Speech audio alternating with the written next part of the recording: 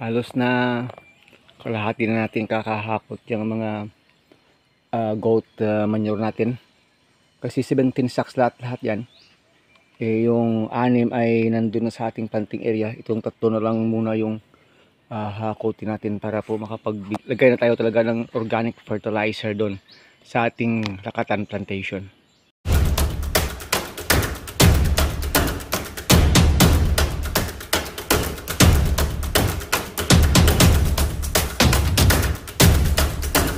Mga ka-agree, na dala na po natin dito yung 9 bags na ito. Napahagod po tayo ng gusto. Mayroon pa tayong natirang 8 bags doon na mga manure po ng ating goats. Kasi po 1 week na pong naitanim yung ating mga lakatan dito. Papakita po natin sa inyo anong itsura.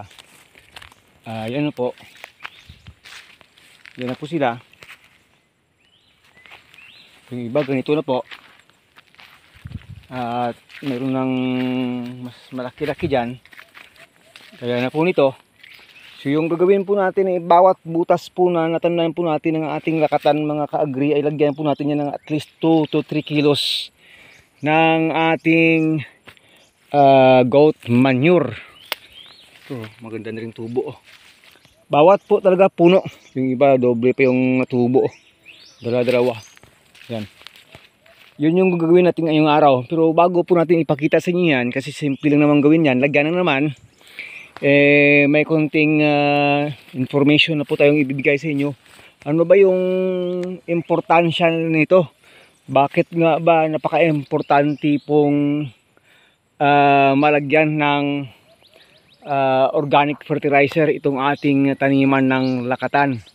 At saka besides po, nakikita po ninyo, ayan, masukal na naman.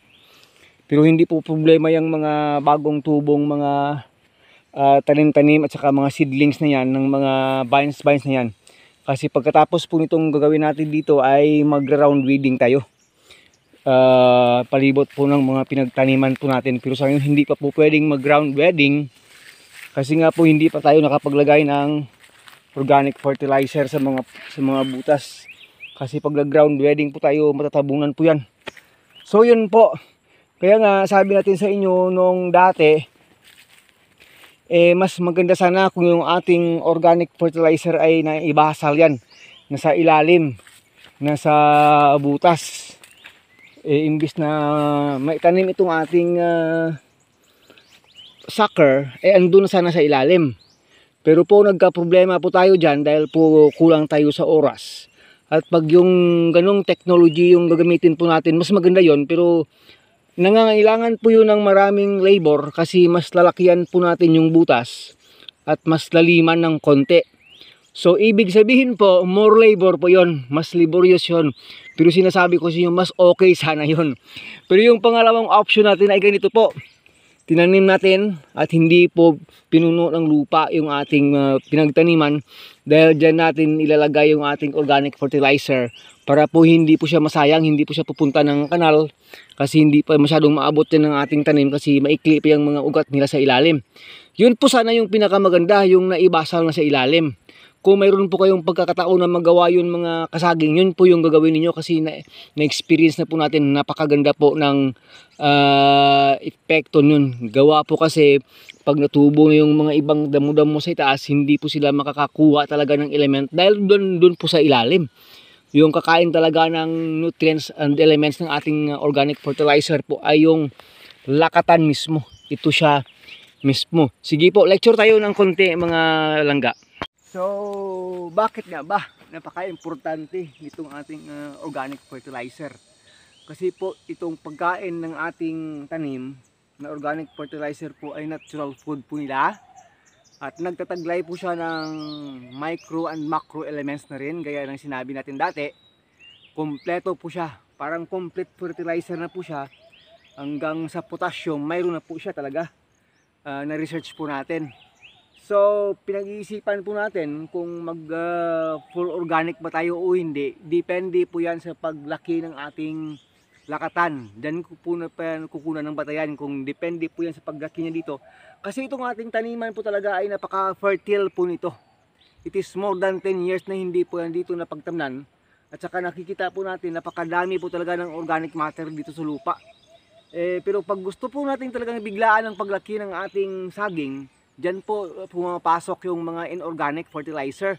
Yung ating commercial fertilizer, pwede na mong gumamit ng 1620, triple 14, urea, ganon. Pero alamin po natin dapat na pag naglagay po tayo nan, naintindihan natin yung vegetative stage, naintindihan po natin yung kanyang productive stage, naintindihan po natin yung kanyang harvesting stage na ganon, kung kailan po tayo mag-a-apply ng mga ganong klaseng abono. Pero sinasabi po sa inyo, napaka-importante nito. Gaya na nga po sinabi ko kanina, nagtataglay po siya ng lahat ng micro and macro elements, pero kulang-kulang lang po siya talaga sa macro elements na pa-instant boost ng paglaki ng ating saging. Pero hindi na naman po yun problema sa lakatan, kasi nga po it takes naman po siya 9 months, 10 months na magbubunga. So okay pa rin po kahit na i-full organic natin. Pero yan nga, kung kulang yung ating mga organic fertilizer, mag-augment po talaga tayo ng tinatawag nating commercial synthetic fertilizer. Yan nga, pero kung makapagpagawa po tayo ng iba't ibang mga concoctions gaya ng dati, we will see in the future mga langga. Kasi integrated na itong ginagawa nating pagsasaka sa lakatan. Hindi po gaya ng mga ibang kaibigan natin na talagang full sa sa tawag doon, sa tinatawag nating inorganic na pag-alaga ng saging. So yun po.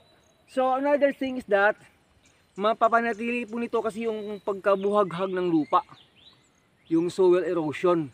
Pag mayroon tayong organic material, mga organic fertilizer, hindi po titigas yung lupa at hindi po magiging acidic. Yun po yung isa sa pinakamagandang advantage nitong ating organic fertilizer. Well, in fact po, napakarami nitong tawag doon, benepisyo, importance. Hindi po natin maisabi sa inyo lahat-lahat yan ngayon kasi po napakalawak pong topic ko yan.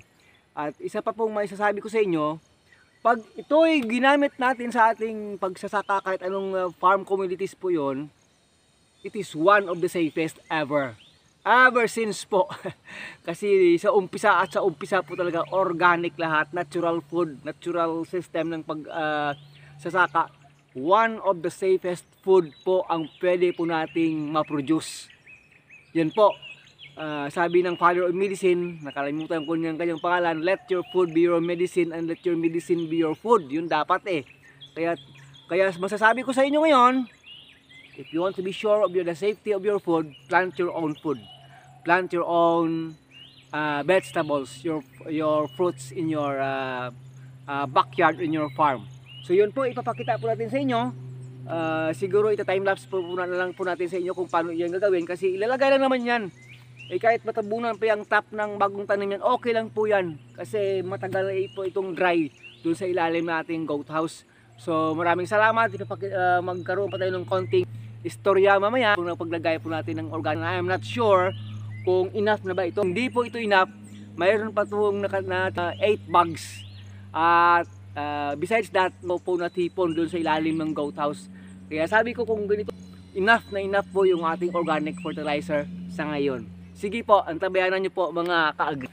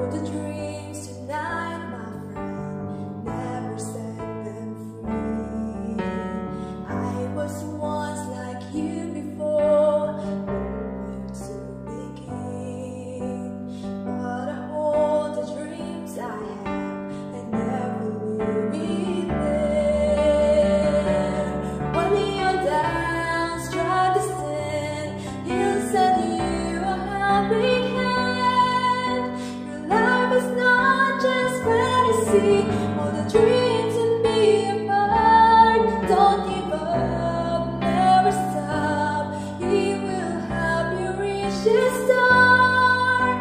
The baby, you don't understand all the dreams and just his heart.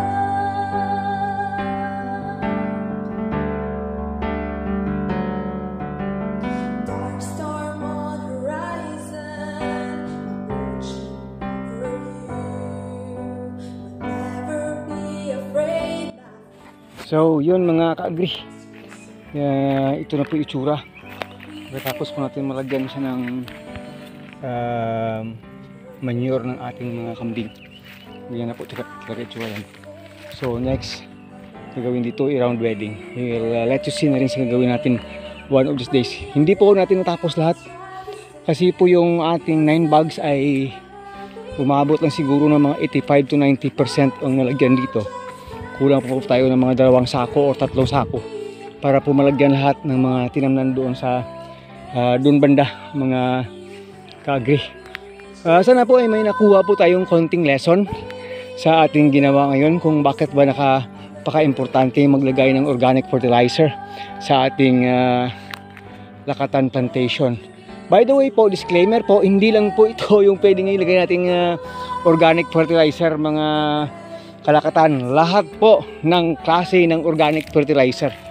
Pwede po, mapamanyure man yan, mapabukashi man yan, or kung ano pang term dyan, yung mga pinatuyot dahon at mga sanga, at saka kung ano dyan na nagiging fertilizer na rin, nagiging organic fertilizer na rin. Pwede po talaga mga langga na magawang organic fertilizer para po sa ating lakatan plantation. Mapa-liquid form or mapa-solid form, pwede po talaga mga kalakatan. So, till here, maraming salamat po. God bless us all. This is once again your friend Agritechnics TV po. Bye-bye na. God bless, God bless, God bless, and mabuhay ka magsasakang Pilipino.